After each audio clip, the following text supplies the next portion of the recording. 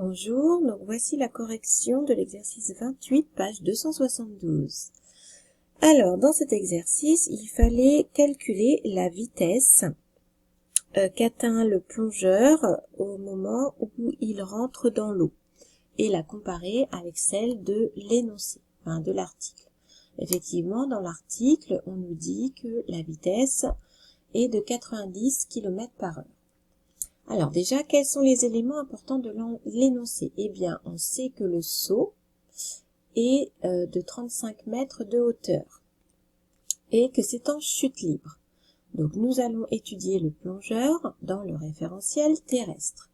Alors l'info chute libre veut dire que ce plongeur, lors de sa chute, n'est soumis qu'à son poids et uniquement son poids. Donc, on néglige toutes les autres forces, frottement de l'air, etc. Donc, il n'est soumis qu'à son poids. La seule force appliquée sera le poids. Ensuite, eh bien, pour calculer une vitesse, la seule méthode que l'on a vue pour le moment, c'est application du théorème de l'énergie cinétique. Donc, je vais utiliser ce théorème. Pour cela, je précise bien que je trace un axe vertical pour repérer les altitudes. À savoir que le saut se fait à 35 mètres de hauteur, comme c'est indiqué dans l'énoncé, et je considère que la mer est à l'altitude 0. Voilà. Et comme c'est un saut, enfin, il se laisse tomber, je considère aussi que la vitesse au départ est nulle. Voilà les informations.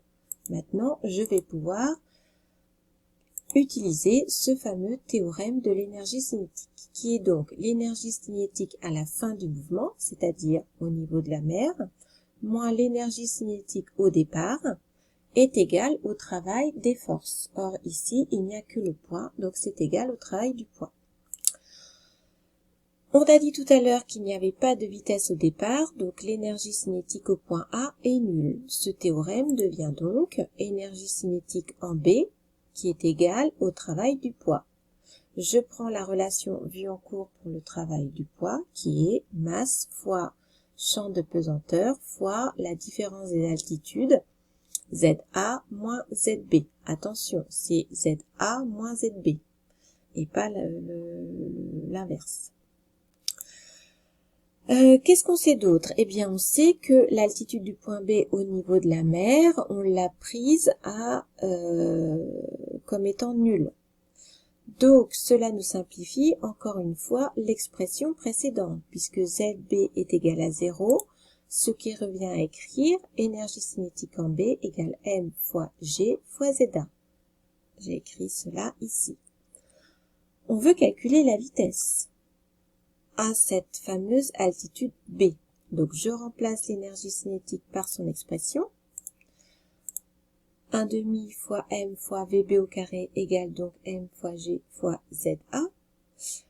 On voit qu'il y a la masse des deux côtés et je peux donc simplifier parce qu'il n'y a que des multiplications, attention.